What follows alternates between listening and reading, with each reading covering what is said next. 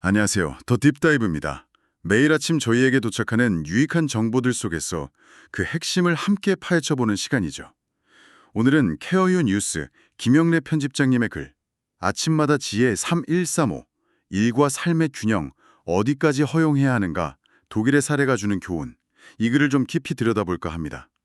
김영래 편집장님께서 매일 아침 전해주시는 그 지혜처럼 저희도 이 자료 속에서 반짝이는 통찰을 함께 찾아보면 좋겠습니다. 오늘 주제는 바로 독일의 워라벨 실험인데요. 이게 생각과는 좀 다른 결과를 가져왔다고 해요. 그리고 이게 특히 우리 한국의 시니어 세대 여러분께는 어떤 메시지를 주는지 그걸 좀 파헤쳐 보겠습니다. 네, 저의 목표는 아주 명확합니다. 독일이라는 이 사례를 통해서요. 일과 삶의 균형, 이 화두를 다시 한번 생각해 보고요.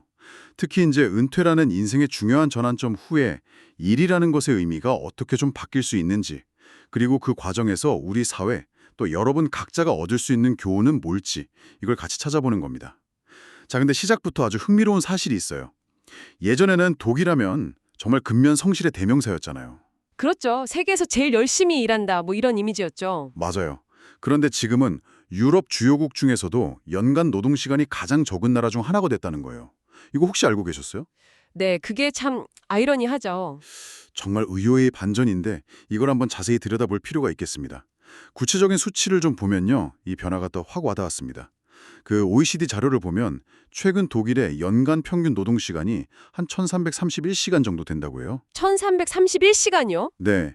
이게 얼마나 적은 거냐면 예전에 그 경제 위기 때 독일한테 엄청 긴축 압박받았던 나라들 있잖아요. 남유럽 국가들. 아, 그리스나 포르투갈, 이탈리아 같은 나라들 말씀이시죠? 네, 맞아요. 예를 들어 그리스는 연간 1898시간, 포르투갈은 1716시간, 이탈리아는 1709시간 이렇게 일하거든요. 와, 독일이랑 차이가 꽤 크네요. 그렇죠. 불과 한 10여 년 전만 해도 이 나라들한테 너네도 허리띠 졸라매야 한다고 했던 독일이 이제는 오히려 그 나라들보다 훨씬 적게 일하고 있다는 거죠. 이야, 정말 역사의 아이러니네요. 네, 아이러니죠. 근데 여기서 사실 더 흥미로운 지점은요. 단순히 노동시간이 줄었다, 이 표면적인 사실 자체가 아니라 그 이면에 나타나는 파급 효과인 것 같아요. 독일 경제를 좀 보면 최근 2년 연속으로 마이너스 성장을 기록하면서 경기 후퇴 국면에 들어섰다는 분석이 많거든요. 아, 2년 연속 마이너스 성장이요? 네. 그리고 실업자 수도 지금 300만 명을 넘어섰는데 이게 물론 뭐 아직 유럽 전체 평균보다는 낮긴 합니다만 중요한 건 팬데믹 이후로 계속 증가하는 추세라는 거예요. 심지어는 수십 년 만에 가장 높은 수준에 근접하고 있다는 경고도 나오고 있고요. 아, 실업률이 계속 오르고 있다. 네. 그래서 많은 경제 전문가들이 거의 한 목소리로 지적하는 게 있어요. 독일 경제의 그 근본적인 활력, 이게 부족한 노동시간 때문에 약화되고 있다는 진단이죠. 노동시간 부족이 경제 체질을 약화시킨다. 그렇죠. 이게 단순히 뭐 경기가 좋았다 나빴다 하는 순환의 문제가 아니라 구조적으로 총 노동 투입량 자체가 줄어드니까 경제 성장의 엔진이 식어가고 있다는 거예요. 정말 심각한 경고죠. 예전에 그 라인강의 기적을 이끌었던 독일 경제의 어떤 견고함이 흔들리는 거 아니냐 이런 우려가 커지고 있는 상황입니다. 듣고 보니 정말 예상 밖의 결과인데요. 보통 우리가 워라밸하면 긍정적인 거로 생각하잖아요. 개인 삶의 질도 높아지고 또 충분히 쉬면 창의성이나 효율성도 올라간다. 뭐 이렇게요. 네, 일반적으로는 그렇죠. 그런데 어떻게 독일에서는 이게 국가 경제 전체의 발목을 잡는 것처럼 보이는 결과로 이어졌을까요? 이 역설적인 상황, 이거 좀 더 파헤쳐 봐야겠는데요. 네, 물론 워라밸이 좋다는 걸 부정할 수는 없죠. 뭐 예전처럼 무조건 오래 일하는 게 미덕인 시대는 지났으니까요. 맞아요. 충분히 쉬고 재충전하는 게 개인 생산성이나 뭐 정신 건강에도 꼭 필요하다는 건 이제 뭐 상식에 가깝죠. 연구도 많고요. 그럼요. 하지만 독일 사례는 이 균형이라는 저울이 삶, 그러니까 라이프 쪽으로 좀 과도하게 기울었을 때, 그때는 예상치 못한 부작용이 생길 수도 있다는 걸 아주 명확하게 보여주는 것 같아요. 주신 자료에서도 몇 가지 중요한 요인들을 짚고 있는데요. 우선 독일 근로자들은 법적으로 보장된 거 말고도 평균적으로 한 19일 정도, 꽤 넉넉한 유급 휴가를 쓴다고 해요. 19일이나요? 와, 네, 휴가를 그냥 다 쓰는 문화가 잘 정착되어 있는 거죠. 그게 부럽긴 하네요. 그렇죠. 근데 여기에 더해서 파트타임, 그러니까 시간제 근무를 선호하는 경향이 아주 뚜렷해요. 특히 여성 근로자의 경우는 뭐 무려 65% 정도가 시간제 근무를 선택하고 있다고 하더라고요. 65%요? 절반 이상이네요. 네. 물론 여기에는 뭐 자녀 양육이라든지 가족 돌봄 부담을 여성이 더 많이 지는 그런 사회 구조적인 문제나 혹은 뭐 세금 제도 같은 정책 영향도 같이 작용하겠죠. 하지만 결과적으로 보면 경제 전체의 총 노동 공급량을 눈에 띄게 줄이는 핵심 요인이 되고 있는 거예요. 아, 개인의 선택이 모여서 전체 노동량에 영향을 준다. 그렇죠. 이 개별적인 선택들이 모여서 국가 전체 그림으로 확장되면 어떻게 되겠어요? 바로 노동 공급의 총량 감소로 이뤄지는 거죠. 이건 곧바로 국가 전체의 생산 능력 저하, 그리고 잠재 성장률 하락으로 이어질 수밖에 없는 구조인 겁니다. 그러니까 워라밸 자체는 분명히 좋은 목표죠.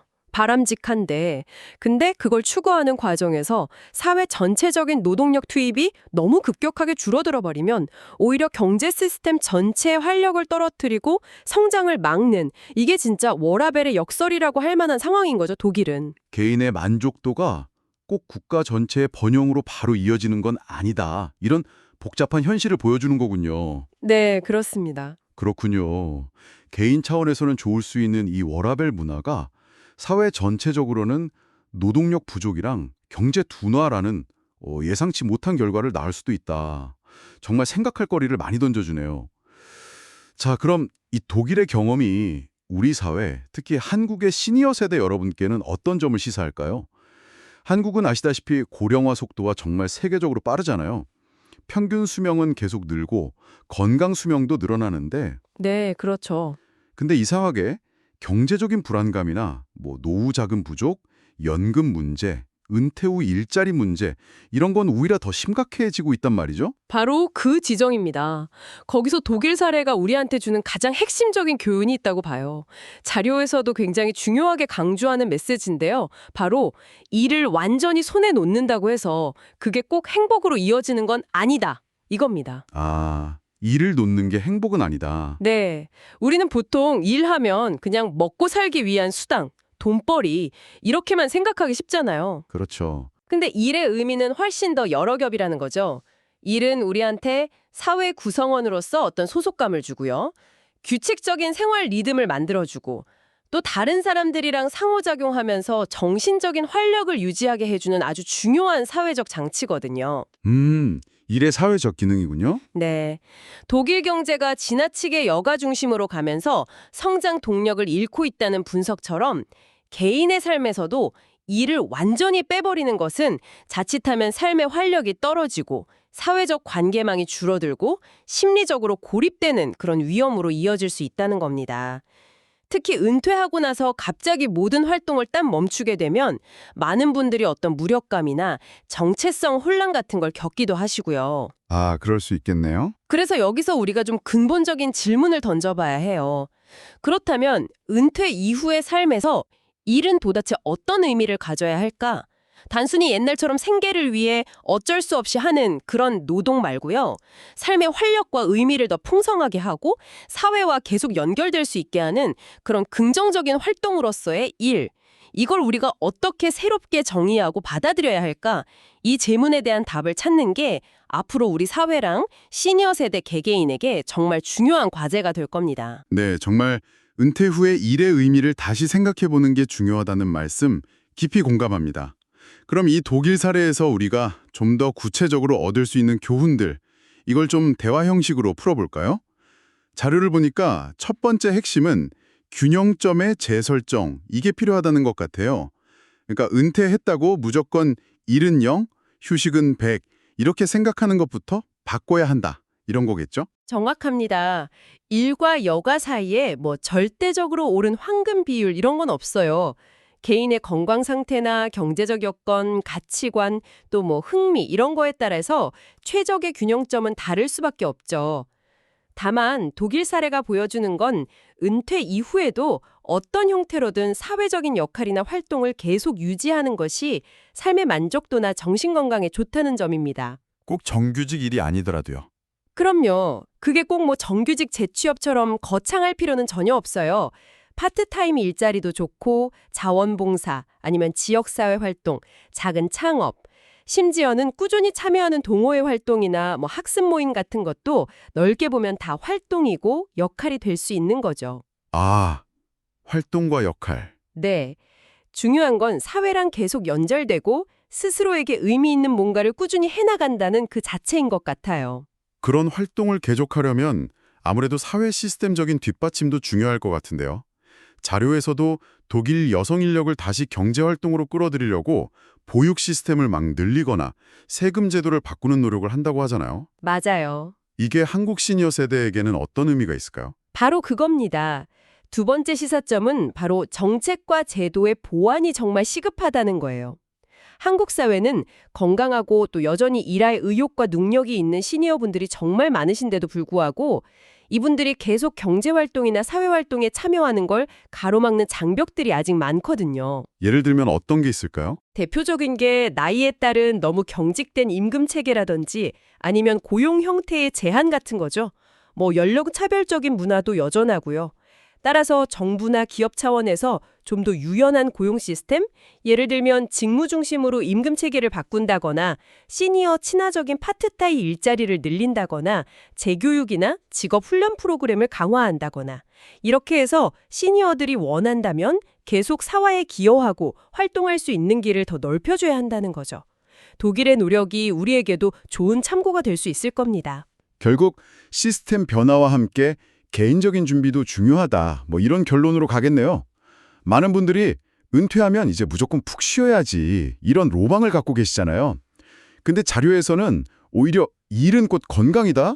이런 약간 도발적인 관점까지 제시하고 있거든요. 네, 그렇죠. 이게 마지막 시사점이랑 연결되는 것 같은데요. 맞습니다. 마지막으로 강조되는 게 바로 개인적인 준비의 중요성이에요. 은퇴 이콜 완전한 휴식이라는 그 고정관념이 오히려 개인의 건강과 활력을 해치는 함정이 될 수도 있다는 경고이거죠. 아, 함정이 될 수도 있다. 네, 독일의 일부 시니어들이 너무 과도한 휴식 속에서 사회적 연결고리를 잃고 무력감에 빠질 수 있는 위험이 있다면 이건 앞으로 한국의 시니어 세대에게도 얼마든지 일어날 수 있는 일이거든요. 따라서 은퇴하기 훨씬 전부터 꾸준히 자기 개발을 해서 변화하는 사회에 적응할 준비를 하고 또 취미 활동이나 동호회 같은 걸로 폭넓은 사회적 관계망을 미리 만들어두는 게 중요합니다. 미리 준비해야 하는군요. 그렇죠. 그리고 은퇴 후에도 소소하더라도 계속해서 활동할 거리, 기여할 기회를 스스로 찾아 나서는 적극적인 자세가 필요하다는 겁니다. 나이 들어서 이런 소극적인 생각에서 좀 벗어나서 새로운 방식의 배움과 활동을 통해 삶의 활력을 유지하려는 노력, 이게 무엇보다 중요하다고 봅니다. 들어보니 독일의 경험은 단순히 한 나라의 경제 문제를 넘어서는 것 같아요. 우리 모두에게, 특히 인생의 후반부를 준비하시거나 살아가고 계신 시니어 세대 여러분께 아주 근본적인 질문을 던지고 있는 것 같습니다.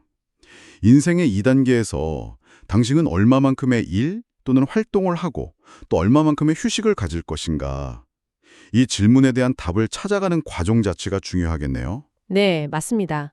은퇴가 모든 것의 끝이 아니라 새로운 방식의 삶을 시작하는 전환점이라면 그 시작은 바로 일과 활동의 의미를 스스로에게 맞게 새롭게 정의하는 것에서부터 출발해야 하지 않을까 싶습니다. 맞습니다. 오늘 나눈 이야기를 최종적으로 정리해보면요. 일을 완전히 외면하고 여가에만 너무 몰두하는 사회나 개인은 활력을 잃기 쉬워요.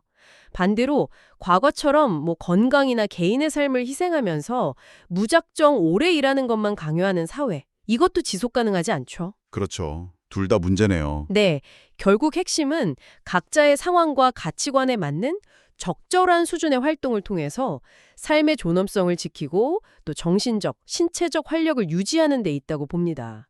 그런 의미에서 독일의 사례는 우리 사회, 특히 한국의 시니어 세대가 앞으로의 삶을 설계하는 데 있어서 정말 중요한 타산지석, 아시죠?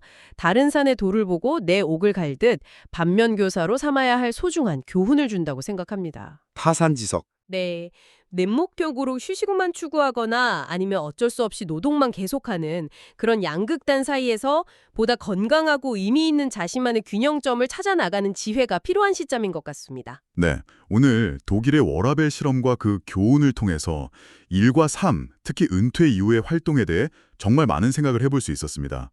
마지막으로 이 질문을 여러분께 던지면서 마무리하고 싶습니다. 여러분에게 있어서 은퇴 후 일 또는 활동의 의미는 무엇인가요? 단순히 돈벌이라는 경제적인 측면을 넘어서 뭐랄까 사회와의 연결 유지라든지 개인적인 성장과 성취감 혹은 정신적, 신체적 활력 충전 이런 관점에서 여러분은 그 의미를 어떻게 새롭게 정의해 볼 수 있을까요? 다음 저희 분석 때까지 한 번쯤 깊이 고민해 보시면 좋을 흥미로우면서도 중요한 질문인 것 같습니다.